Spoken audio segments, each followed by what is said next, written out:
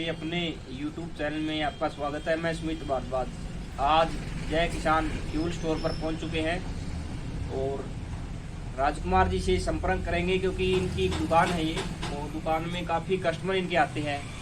तो ऐसे में चुनावी दौर है तो इनसे चर्चा करेंगे। हाँ जी राजकुमार, हमारे YouTube चैनल में आपका स्वागत है। सभी को सबसे पहले तो राम राम सभी दर्शकों को।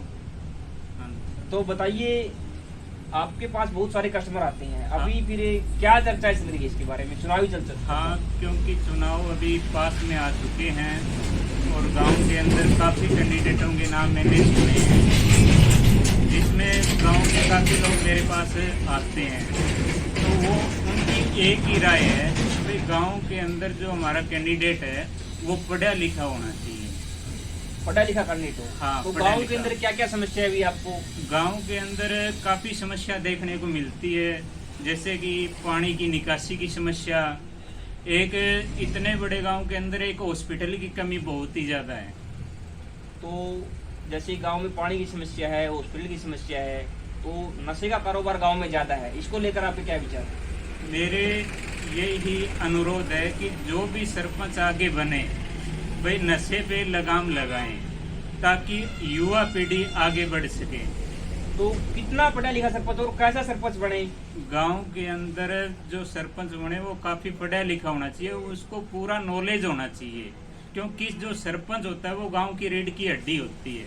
तो काफ़ी सरपंच ऐसे हैं जिनको सचिवालय का नहीं पता, भावी सरपंचों की बात कर रहा हूँ मैं। हाँ जी, तो क्या वे बन सकते हैं? भाई मेरे हिसाब से जो सरपंच है वो पढ़ा लिखा होना चाहिए, उसको नॉलेज होनी चाहिए भाई सचिवालय कहाँ पर है, गांव का विकास कहाँ पे होगा, किस जगह जाएं हम, वो चीज़ें होनी जरूरी है उनके। तो हमारे YouTube चैनल के माध्यम से लोगों से क्या अपील करना चाहोगे आप? मैं यही अनुरोध करना चाहता हूँ कि जो भी सरपंच आप चुनते हो वो पढ़ा लिखा सरपंच हो और गांव का विकास करवा सके। तो राजकुमार जी का साफ और स्पष्ट शब्दों में बोलना है, पढ़ा लिखा भी कौन से कार्य कैसे करवाने हैं उसका भी इसको पता हो। तो और गांव में जैसे अस्पताल की समस्या आपने गिनवाई मेरे हाँ को, और पानी की निकासी समस्या करवाई, नशे में रोकथाम हो, शिक्षा को लेकर आपके क्या विचार है? शिक्षा का भी स्तर काफी ऊंचा होना चाहिए। गांव के अंदर जिस तरह ये पावर प्लांट बना हुआ है इसको लेकर काफी शिक्षा का स्तर काफी बड़ा होना चाहिए था, लेकिन उसमें अभी तक कुछ बदलाव नहीं हुआ शिक्षा के स्तर के अंदर। जैसे कि ITI नहीं बनी, कोई पॉलिटेक्निक कॉलेज नहीं है, तो इतने बड़े गांव के अंदर होना चाहिए। तो जैसे पिछले 5 सालों का अगर विश्लेषण करें तो पिछले क्या 5 सालों में कार्य हो पाया इतना ज्यादा? भाई बहुत कम कार्य हुए, लेकिन इतने खास कार्य नहीं हुए। ये तो गांव वालों की कमी है, भाई मिलकर आगे नहीं आ रहे सभी। तो राजकुमार जी का ये भी कहना है कि यदि गांव एकजुट होकर प्रयास करे तो गांव का सरपंच अच्छा बने, हाँ। और अच्छा बनने के साथ साथ वो गांव को आदर्श गांव के रूप में लेकर जाए और गांव को आदर्श स्थापित करे और अच्छा गांव बनाए। तो जैसे बहुत सारे गांव आपने देखे हुए, बहुत छोटे छोटे गांव हैं, हाँ, विकसित भी है और तेज गति से आगे भी बढ़ रहे हैं। हाँ, विकासशील भी है। तो क्या ये गांव गोरखपुर भी ऐसा हो सकता है? हाँ, हो सकता है अगर हम सरपंच बढ़िया बनाए तो।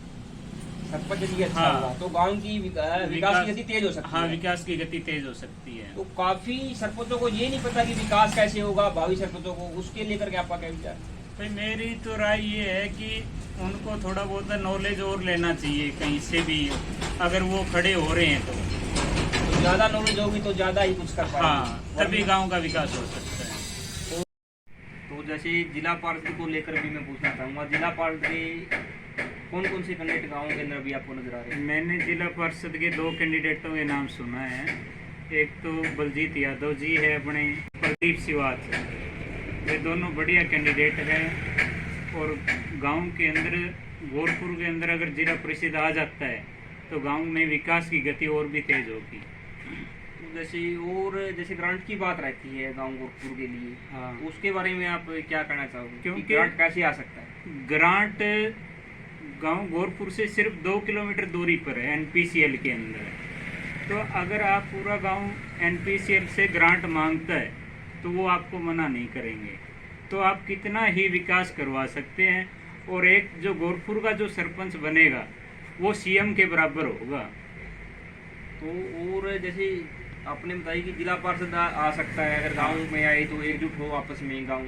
हाँ और दूसरा आपने ग्रांट का बताया भी, ग्रांट भी आपके पास में बहुत सारा है। हाँ। तो विकास की गति कितनी तेज चल सकती है? विकास की गति काफी तेज हो जाती है, क्योंकि एक तो गांव का सरपंच विकास करवाएगा, और एक अगर जिला परिषद गोरखपुर के अंदर आता है तो और भी विकास की गति काफी तेज हो जाएगी। और साथ एनपीसीएल दे रहा है आपका। तो यदि एकजुटता हो तो विकास की गति भी तेज हो सकती है, और यदि जिला परिषद आए तो विकास गांव का डबल होगा, हाँ मतलब जी। दोगुना हो जाएगा। हाँ, दोगुना हो जाएगा। तो इनके लिए सभी ग्रामवासियों से क्या अपील करना चाहोगे आप? भाई सभी ग्रामवासियों से अपील है कि जो जिला परिषद है वो गोरखपुर से ही लें आप। आप सभी का सरपंच अब की बार गांव देखना चाहेगा।